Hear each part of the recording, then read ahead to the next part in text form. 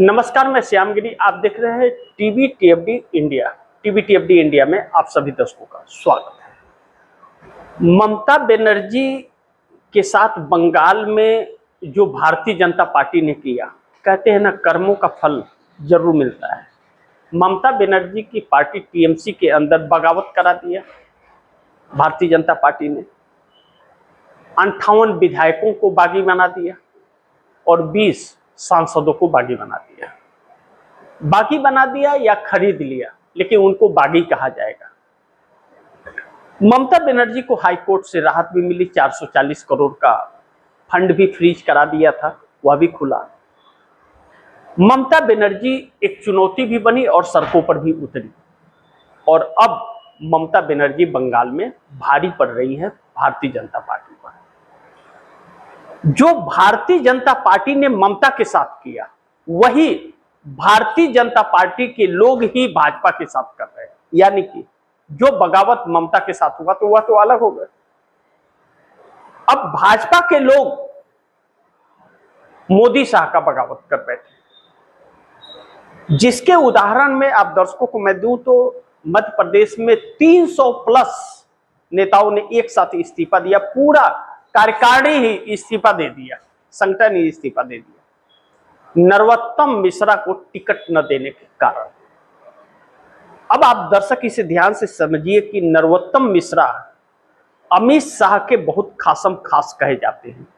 जब अमित शाह के खासम खास कहे जाते हैं तो अमित शाह के खासम खास का टिकट काटने वाला क्या भारतीय जनता पार्टी का राष्ट्रीय अध्यक्ष नितिन नवीन, जो मात्र 45 साल के हैं, उनके अंदर इतना साहस है कि वह काट देंगे?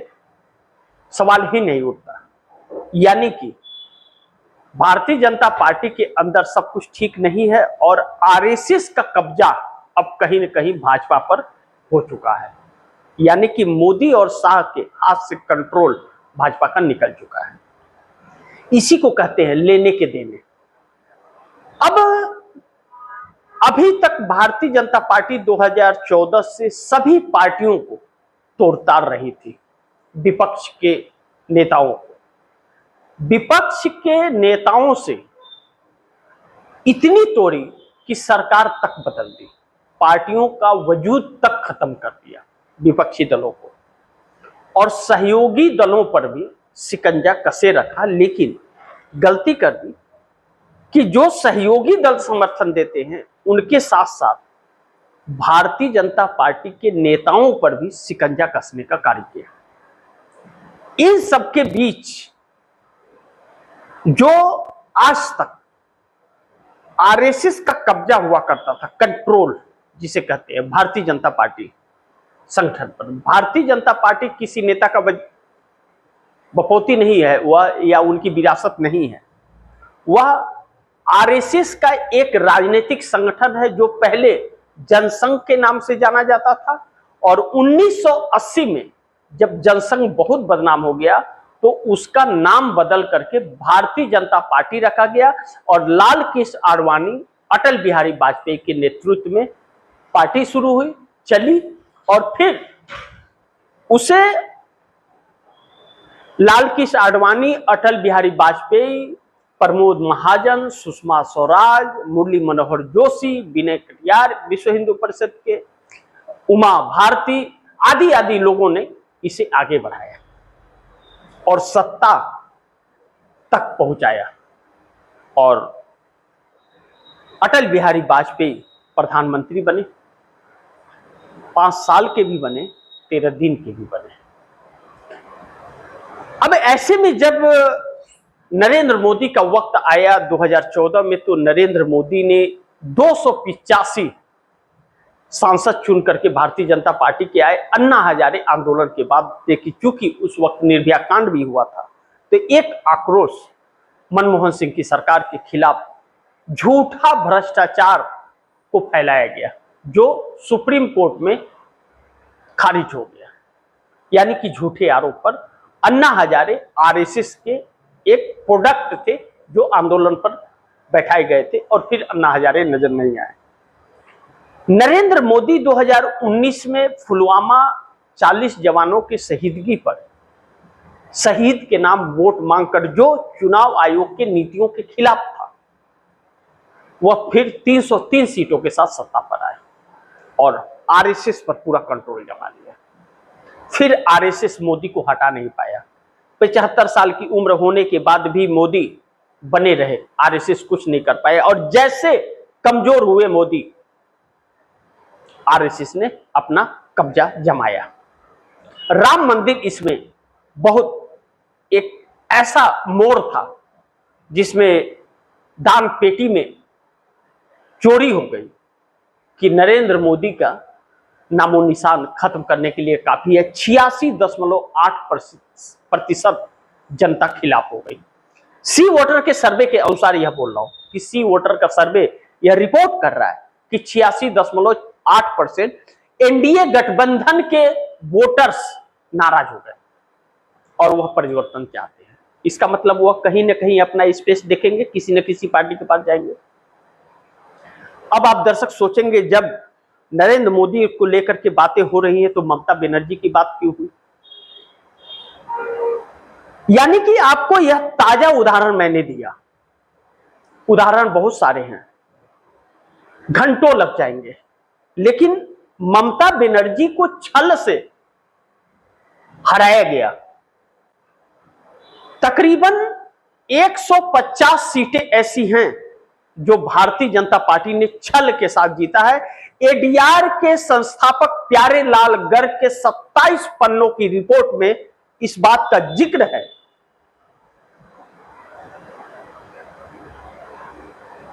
कि जैसे बिहार वैसे बंगाल। बिहार में 102 सीटें और बंगाल में 100 सीटें। ममता बनर्जी ने सुप्रीम कोर्ट में पिटीशन दिया कि 100 सीटों से ज्यादा 12 बजे से 6 बजे तक ईवीएम बदली गई, टीएमसी के लोगों को वहां से निकाल दिया गया, मारा पीटा गया, सीआरपीएफ ने भगाया सबको और ईवीएम मशीन बदला गया। सीसीटीवी फुटेज 6 घंटे का चुनाव आयोग दिखाते हैं और सीसीटीवी फुटेज दिखाने के लिए इंकार कर दिया। अभिषेक बनर्जी जो महासचिव थे टीएमसी के, उन्होंने एक ईवीएम का जिक्र करते हुए आखिरी का 2 नंबर बताया 27, जो मैच नहीं हुआ फॉर्म 17C से, यानी कि धांधलेबाजी हुई और सुप्रीम कोर्ट भी उस पर कुंडी मार के बैठ गया।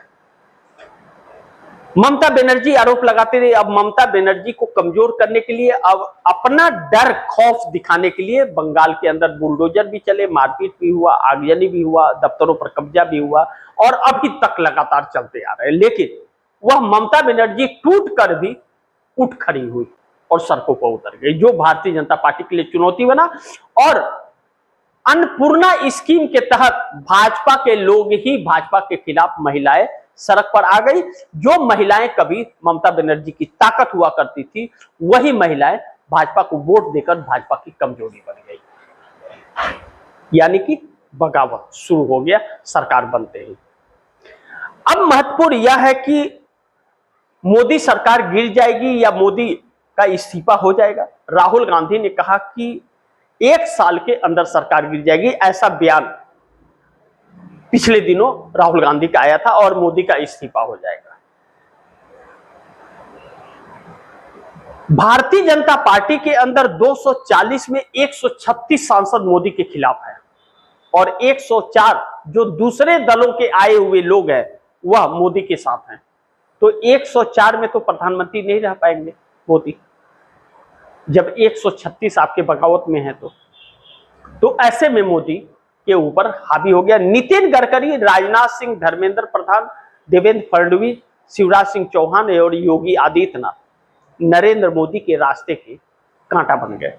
जो अमित शाह को डिप्टी पीएम बना करके प्रधानमंत्री बनने का रास्ता क्लियर कर रहे थे, उस पर गनहार लग गया। अब सवाल है कि एनडीए गठबंधन के घटक दल क्या साथ है? बिहार से अगर चर्चा करें तो नीतीश कुमार की पार्टी में 2 फाड़ हो रहा है। वह एक साजिश के तहत है या सोची समझी रणनीति है या वाकई पार्टी टूट रही है? पिछले दिनों कार्यकारिणी में बदलाव हुआ और पदाधिकारियों को फेरबदल किया गया। किसी को हटाया गया, किसी को बनाया गया। इससे पार्टी में कुछ नाराजगी फैली और संजय झा जो कार्यकारी अध्यक्ष है उन्हें बदलने की चर्चा चलने लगी। आधा जेडीयू के लोग नाराज हैं, उनको बदलना चाहते हैं, और आधा संजय झा के साथ हैं। ऐसे में सवाल है कि संजय झा जो नीतीश कुमार के नजदीक हैं, तो अचानक ऐसे कैसे हो गया जब नीतीश कुमार का पूरा कंट्रोल इस वक्त जेडीयू पर है। नीतीश कुमार मोदी सरकार से नाराज चल रहे हैं। यह बात सच है कि डिप्टी पीएम बनाने का वादा नीतीश कुमार से किया गया था और वादा खिलाफी कर दिया गया, और नीतीश कुमार झुकने को तैयार नहीं है। तो एक इशारा यह लगा कि क्या भारतीय जनता पार्टी करा रही है, लेकिन यह गलत है। नीतीश कुमार बहुत बड़ी रणनीति पर काम कर रहे हैं। नीतीश कुमार झुकने वाले नहीं है। आने वाला वक्त नीतीश कुमार की पार्टी भारतीय जनता पार्टी के साथ नहीं अकेली चुनाव लड़ेगी, या फिर कांग्रेस के साथ गठबंधन करेगी, क्योंकि कांग्रेस से भी रिश्ते मधुर बनाए जा रहे हैं। यानी कि नीतीश कुमार जोर का झटका अनजाने में नहीं, जानबूझकर अचानक देने वाले हैं। इसका मतलब यह साफ है कि 85 विधायक और 12 सांसदों की ताकत का एहसास मोदी को ऐसे वक्त कराएंगे कि मोदी भौचक्के रह जाएंगे। कहते हैं ना, दुविधा में दोनों गए, रहीमन मिले न राम। यह हालात मोदी की होगी कि उधर आरएसएस इनसे खींचेगा और उधर नीतीश खींचेंगे। लेकिन चंद्रबाबू नायडू, वह तो अहम सहयोगी दल एनडीए के हैं। 2 बैसाखी में एक नायडू की और एक नीतीश की कही जाती थी, नानी फैक्टर बताया जाता था। चंद्रबाबू नायडू की चुप्पी बहुत कुछ कह रही है, और कांग्रेस से नजदीकी मोदी को इशारा कर रही है कि हमने अपना विकल्प तलाश लिया है। पवन कल्याण के 2 सांसद चंद्रबाबू नायडू के 16-18। पवन कल्याण के लोग पवन कल्याण को बार बार हिदायत दे रहे हैं कि टीडीपी और बीजेपी दोनों का साथ छोड़ दीजिए। अगर तमिलनाडु के सीएम विजय थलापति की तरह आपको भी सीएम बनना है आंध्रा में, तो दोनों का साथ छोड़ना पड़ेगा और दोनों के खिलाफ रहना पड़ेगा। लेकिन डिप्टी सीएम बने हुए हैं पवन कल्याण, तो अभी साथ हैं। लेकिन अगर चंद्रबाबू नायडू मोदी का साथ छोड़ देते हैं, तो पवन कल्याण के लोगों को कोई दिक्कत नहीं है। तो फिर आंध्रा की राजनीति चंद्रबाबू नायडू के साथ, यानी कि टीडीपी के साथ कर सकते हैं। ऐसे में चंद्रबाबू नायडू जब मोदी के खिलाफ और एनडीए गठबंधन के खिलाफ 86.8% जनता हो रही है, तो चंद्रबाबू नायडू असमंजस वाली परिस्थिति में आ रहे हैं कि अब तो बहुत नुकसान हो जाएगा। 2014 में जो सरकार बनी थी भारतीय जनता पार्टी की, उस वक्त भी चंद्रबाबू नायडू का समर्थन था मोदी को। लेकिन 2018 आते आते चंद्रबाबू नायडू ने समर्थन वापस इसलिए ले लिया क्योंकि मोदी ने वादा खिलाफी किया, आंध्र प्रदेश को विशेष राज्य का दर्जा नहीं दिया। और इस बार भी 24 में यही वादे हुए थे, लेकिन नहीं दिया। लेकिन नीतीश और नायडू में बड़ी महत्वपूर्ण यह रहा कि बिहार से 18 सांसदों का समर्थन है और आंध्रा से भी 18 सांसदों का समर्थन है। बिहार में नीतीश कुमार मोदी से उतना फंड नहीं ले जा सके जितना चंद्रबाबू नायडू ले गए। 2.5 लाख करोड़ रुपए का फंड केंद्र सरकार से चंद्रबाबू नायडू ले गए, और विकसित भारत के तहत 15,000 करोड़, लेकिन बाकी कोई राज्य नहीं ले पाया। लेकिन चंद्रबाबू नायडू खुश नहीं है, और चंद्रबाबू नायडू एक मौसम वैज्ञानिक कहे जाते हैं, और अब चंद्रबाबू नायडू इस पर विचार कर रहे हैं कि 18 सांसदों का समर्थन कब वापस लिया जाए मोदी से। वक्त का इंतजार है, और आरएसएस का शिकंजा मोदी को, जो मोदी 362 सांसद एकत्रित करके 3 बिल पार्लियामेंट में लाना चाहते थे, उस मोदी को 272 के लिए नाक रगड़ना पड़ रहा है कि सत्ता बच जाए। लेकिन प्रधानमंत्री की कुर्सी बचती हुई नजर नहीं आ रही है। इसका मतलब सरकार गिरने वाली है। बाकी आप दर्शक क्या सोचते हैं, आप दर्शकों की क्या राय है, क्या सुझाव, कमेंट बॉक्स में जरूर दीजिएगा। इस खबर को ज्यादा से ज्यादा शेयर कीजिए, अपने दोस्तों को भी कहिए आगे शेयर करें, और आपने टीवी TFD इंडिया को सब्सक्राइब नहीं किया, सब्सक्राइब कर लीजिए। अपने दोस्तों को भी कहिएगा टीवी TFD इंडिया को सब्सक्राइब करें। मिलते हैं अगली खबर के साथ, तब तक के लिए नमस्कार।